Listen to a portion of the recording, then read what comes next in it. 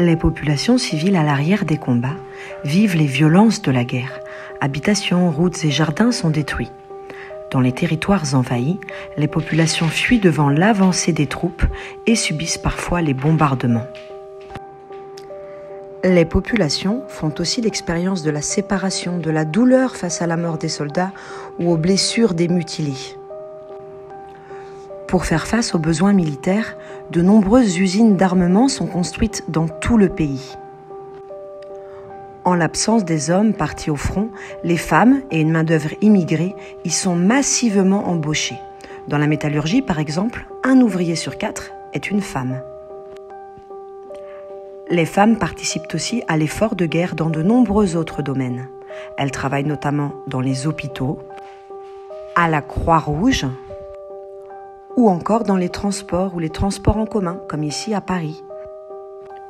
Dans les campagnes, les femmes accomplissent avec les enfants et les personnes âgées la totalité des tâches confiées habituellement aux hommes.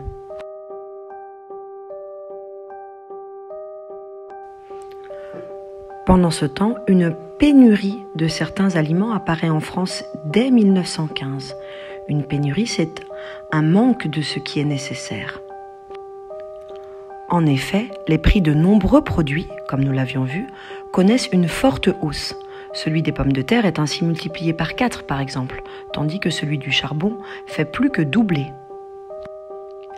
Afin d'assurer un accès plus égalitaire à l'alimentation, le gouvernement français met en place, à partir de 1917, un système de carte de rationnement. Le rationnement, de manière générale, c'est la restriction organisée dans la distribution de certains produits. Dans les zones occupées par l'armée allemande, dans l'est et dans le nord de la France, la nourriture est réquisitionnée, tout comme certains moyens de transport, et la population souffre de la faim. Retenez de cela, les CM2, que la vie à l'arrière au quotidien, si elle n'est pas comparable à ce qu'ont vécu les soldats au front dans les tranchées, est tout autant difficile. Ce fut de longues années de privation et de douleur également. Retenez aussi que la Première Guerre mondiale voit vraiment les femmes s'affirmer et se montrer essentielles au quotidien.